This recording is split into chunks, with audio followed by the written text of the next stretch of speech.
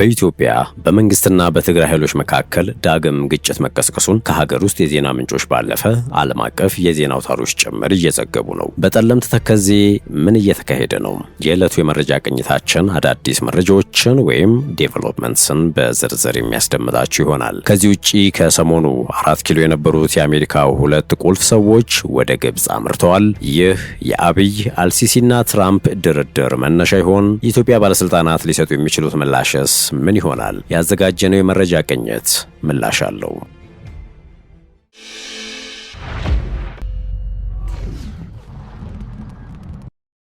በኢትዮጵያ በመንግስትና በትግራይ ኃይሎች መካከል ዳግም ግጭት መቀስቀሱ የተዘገበ ሲሆን የሁኔታው መበላሸት የበረራዎች መቋረጥ ምክንያት መሆኑን የጸጥታና የዲፕሎማቲክ ምንጮች ገልጸዋል ተብሏል። በሰሜን ኢትዮጵያ በፌዴራል መንግስትና በትግራይ ኃይሎች መካከል ዳግም ግጭት ተቀስቅሷል። ክልሉ አሁንም በከባድ ጦርነትና በቅርብ ጊዜ በተደረጉ ከፍተኛ የዓለም አቀፍ እርዳታ ቅነሳዎች ምክንያት በከፋ ቀውስ እንደሚገኝ አልጀዚራ ዘግቧል። ግጭቱ የበረራዎች መቋረጥን ያስከተለ መሆኑን የጸጥታና የዲፕሎማቲክ ምንጮች ዛሬ ሐሙስ ለፈረንሳዊ የዜና ወኪል አዣንስ ፍራንስ ፕሬስ መናገራቸውን ተመልክተናል። በትላንትናው ዕለት በተከዜ ቀጠና በሁለት ግንባር አዲስ ውጊያ መቀስቀሱን የሀገር ውስጥ ዜና ምንጮች በአማራ ክልል ስር የሚተዳደረውን የወልቃይት ጠገዴ ሰቲት ሁመራ ዞን አስተዳደርን ዋቢ አድርገው ዘግበው ነበረ። ምንጮቹ እንዳሉት አንደኛው ግንባር በተከዜ ቀጠና ምስራቅ ጠለምት ሚጫራ በተባለ ስፍራ ሲሆን ሁለተኛው ውጊያ የተቀሰቀሰበት ግንባር ደግሞ በምዕራብ ጠለምት አንበሳ መቃብር ተብሎ በሚጠራ አካባቢ ነበር። ይህንን ተከትሎ ከመንግስት ጥምር ኃይሎች በተጨማሪ በነ ኮሎኔል ደመቀ ዘውዱ የሚመራው የተከዜ ዘብም በተጠንቀቅ ሆኗል የሚሉ መረጃዎች ወጥተዋል። ህወሓትም በበኩሉ ከአድዋና ከአክሱም ወደ ወልቃይት ጠገዴ ኃይል እያንቀሳቀሰ እንደሆነ ሙሉ ጦርነት የመክፈት እቅድ እንዳለው የወልቃይት ወረዳ አስተዳዳሪ አቶ አብርሃ ክብረ አብ በማህበራዊ ትስስር ገጻቸው ላይ ያሰፈሩት መረጃ ያሳያል። ከትላንት ምሽት ጀምሮም በሰሜን ምዕራብ ትግራይና በሽሬ ከተማ አካባቢ ከፍተኛ የድሮን እንቅስቃሴ መታየቱን የዓይን እማኝ ነን ያሉ ምንጮች እየዘገቡ ነው። የፌዴራል መንግስት በሺዎች የሚቆጠሩ አጥፍቶ ጠፊ ድሮኖችን ወደ አካባቢው ግንባር በማስገባት ላይ ይገኛል የሚሉ መረጃዎች እየተሰሙ ነው። ይህ የሆነው ህወሓት ትላንት ጥር 20 ቀን 2018 ዓ.ም ከተለያዩ የትግራይ አቅጣጫዎች ተተኳሾችን የጫኑ መኪኖች ወደ መሆኔና አላማጣ እያስገባ መሆኑን ተከትሎ ነው። በግንባር ላይ ባለው ወታደራዊ ሁኔታ በጸለምት 4 አቅጣጫዎች በሰው ኃይልና በድሮን የታገዘ ከባድ ውጊያ መደረጉን ነበር የሀገር ውስጥ ምንጮች የዘገቡት። እነዚህን መረጃዎች ዛሬ ይፋ የሆኑ የባህር ማዶ መገናኛ ብዙሃን ጭምር አስተጋብተውታል። ባለፉት ጥቂት ቀናት የአማራና ትግራይ ክልሎች የይገባኛል ጥያቄ በሚነሱበት ጸለምት በተባለ አካባቢ ግጭቶች ተቀስቅሰዋል ሲሉ ለኤኤፍፒ ተናግረዋል። ስማቸው እንዳይጠቀስ የፈለጉ የጸጥታ ምንጭ ሁኔታው እየተበላሸ ይመስላል ብለዋል። አልጀዚራ እንደዘገበው በኢትዮጵያ ፌዴራል መንግስት ወታደሮችና በትግራይ ኃይሎች መካከል ግጭት ተቀስቅሷል። ይህን ግጭት አሳዛኝ የሚያደርገው በቅርብ ጊዜ ከፍተኛ ዓለም አቀፍ እርዳታ በመቀነሱ ምክንያት በተጎዳውና በተዳከመ በሰሜናዊ የኢትዮጵያ ክልል መሆኑ ነው። በሂደቱም ጦርነቱ በረራዎችን እንዳስተጓጎለ ዘገባው ለዚህ መረጃ የደህንነትና የዲፕሎማሲ ምንጮችን በመጥቀስ አሳውቋል። ነገር ግን የሀገር ውስጥ ምንጮች ግጭት በአወዛጋቢው ወልቃይት ምድር ነው የተጀመረው ነው የሚሉት። በቅርብ ቀናት ውስጥ ህወሓት ምዕራብ ትግራይ በሚለው ወልቃይት ጠገዴ ጠለምት አካባቢ ግጭቶች ተከስተዋል ሲሉ ምንጮቹ ለኤኤፍፒ ተናግረዋል። ይህንን ተከትሎም ሁኔታው እየተባባሰ የመጣ ይመስላል ሲል የደህንነት ምንጩ ማንነቱን ሳይጠቅስ ለዘገባው ተናግሯል። በ2013 ዓ.ም የተጀመረው የሰሜን ኢትዮጵያ ጦርነት በ2015 ዓ.ም ከመቆሙ በፊት በመቶ ሺዎች የሚቆጠሩ ሰዎችን ገድሏል፣ በሚሊዮን የሚቆጠሩትን ደግሞ አፈናቅሏል። አልጀዚራ ባለፉት ጥቂት ቀናት በትግራይ ውስጥ በህጻጽ ከሚገኝ በአብዛኛው እንደ የአሜሪካ ዓለም አቀፍ የልማት ኤጀንሲ ወይም ዩኤስኤድ ባሉ ሰብአዊ ድርጅቶች በሚረዳውና በድህነት የተጎዳ መንደር አንድ ዘገባ አሰራጭቶ ነበር። ዩኤስኤአይዲም በአንድ ወቅት የኢትዮጵያ ትልቁ የሰብአዊ እርዳታ ምንጭ ነበር። ነገር ግን ይህ ሁኔታ ከአንድ ዓመት በፊት የአሜሪካው ፕሬዝዳንት ዶናልድ ትራምፕ ስልጣን ሲይዙና ወዲያውኑ የኤጀንሲውን ስራ ሲያፈርሱም እንዲሁም በመላው ዓለም ያለውን የገንዘብ ድጋፍ ሲያቋርጡ በድንገት ተለውጧል። በትግራይ የዓለም የምግብ ፕሮግራምን ጨምሮ ሰብአዊ ድርጅቶች እስከ 80 በመቶ የሚሆነው ህዝብ የአስቸኳይ ጊዜ ድጋፍ ያስፈልገዋል ይላሉ። ነገር ግን የዩኤስአይዲ የገንዘብ ቅነሳ ማለት በአጠቃላይ የሚገኘው የሰብአዊ እርዳታ የገንዘብ መጠን አነስተኛ ነው ማለት ነው። ስለሆነም የቀረው ገንዘብ ብዙ ጊዜ የከፋ አስቸኳይ ሁኔታዎች እንዳሉባቸው ወደሚታሰቡ የዓለም የግጭት ቀጠናዎችና ትኩስ ስፍራዎች ይተላለፋል ብሎ ነበረ።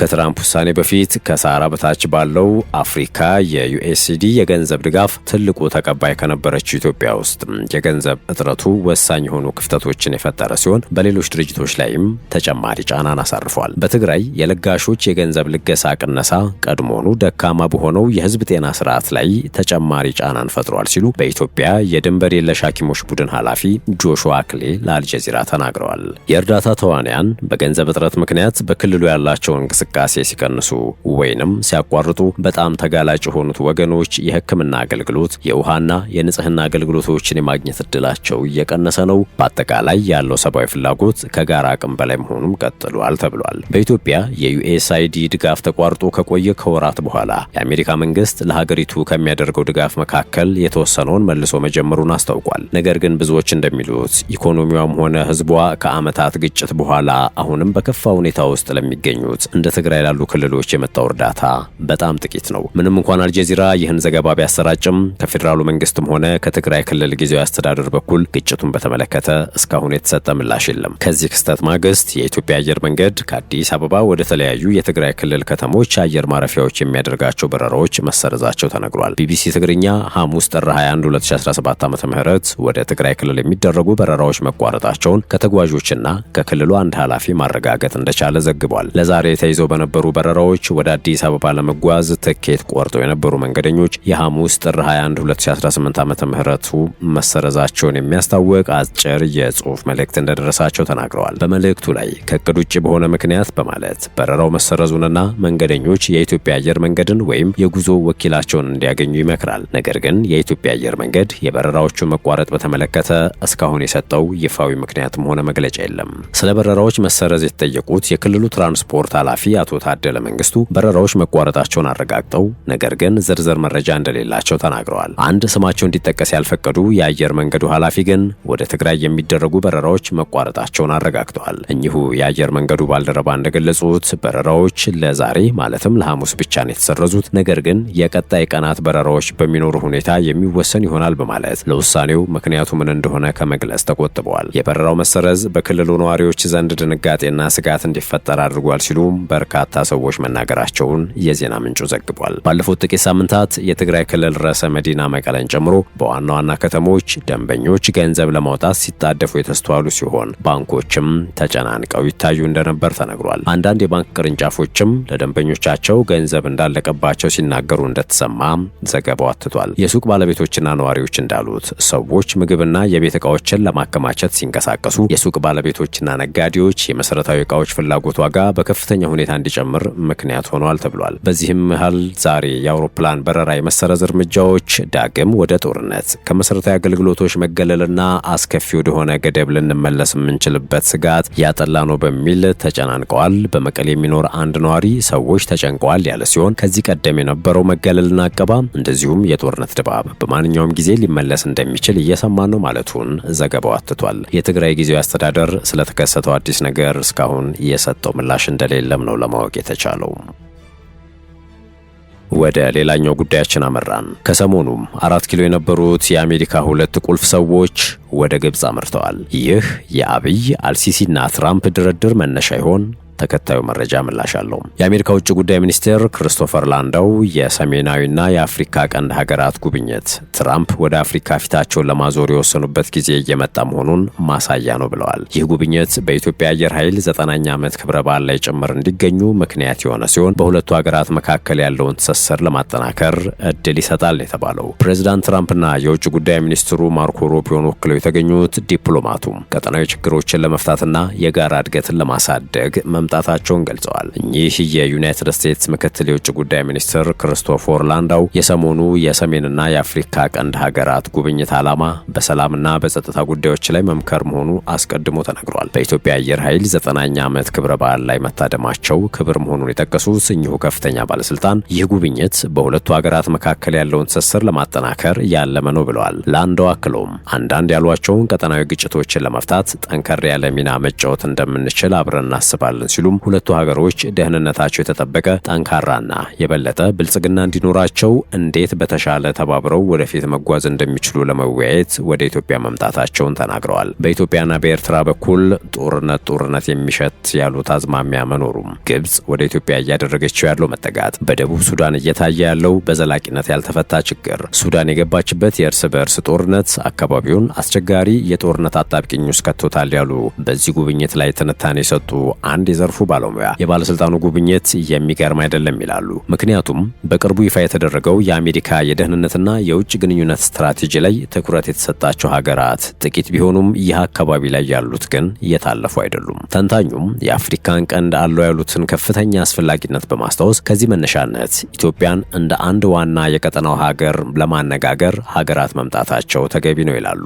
የህዳሴ ግድብ የመነጋገሪያ ጉዳይ እንደነበርም ተንታኙ ይናገራሉ። ይህ ጉብኝት እየተደረገ ያለው የአሜሪካው ፕሬዝዳንት ዶናልድ ትራምፕ በመጀመሪያው የስልጣን ዘመናቸው ኢትዮጵያ የህዳሴ ግድብን ግንባታ ካላቆመች ግብጽ በቦምብ ልታፈራርሰው ትችላለች ከሚለው ንግግራቸው እስከ ባለፈው ሳምንቱ የዳቮሱ የዓለም የኢኮኖሚ ጉባኤ ግድቡ ግብጽን ተጎጂ አድርጓል፣ ግንባታውም በአሜሪካ ገንዘብ የተሰራ ነው የሚለው አቋማቸው በተሰማ ማግስት ነው። ይሄ ፕሬዝዳንቱ ኢትዮጵያና ግብጽን እሳቸው መሸምገል ይሉታል የመሸምገል ፍላጎት በአብዛኛው የአሜሪካው ምክትል ውጭ ጉዳይ ሚኒስትር የኢትዮጵያ ጉብኝት ዋናው ዓላማ ሊሆን እንደሚችል ተንታኙ ያብራራሉ። የኢትዮጵያ ባለስልጣናት ለዚህ ምን ምላሽ ይሰጡ ይሆን? ለተንታኙ የቀረበ ጥያቄ ነበር። ባለሙያውም ምላሻቸውን ሲሰጡ ፕሬዝዳንት ትራምፕ ለግብጾቻቸው ጻፉት ከተባለው ደብዳቤ ምንነት በመነሳት ያብራራሉ። በፕሬዝዳንት ትራምፕ የተጻፈ የተባለው ደብዳቤ ስለማደራደር ለችግሩ መፍትሄ ስለመስጠት ሳይሆን መፍትሄ የሚሉትን ነገር በተጽዕኖ ኢትዮጵያ እንድትስማማበት የማድረግ ዓላማ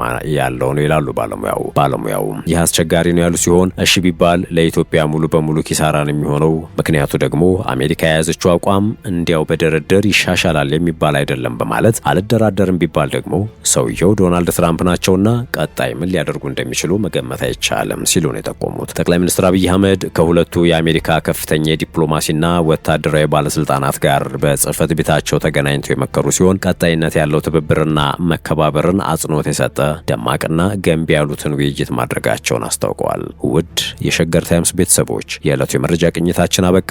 በያላችሁበት ሰናይ ጊዜ።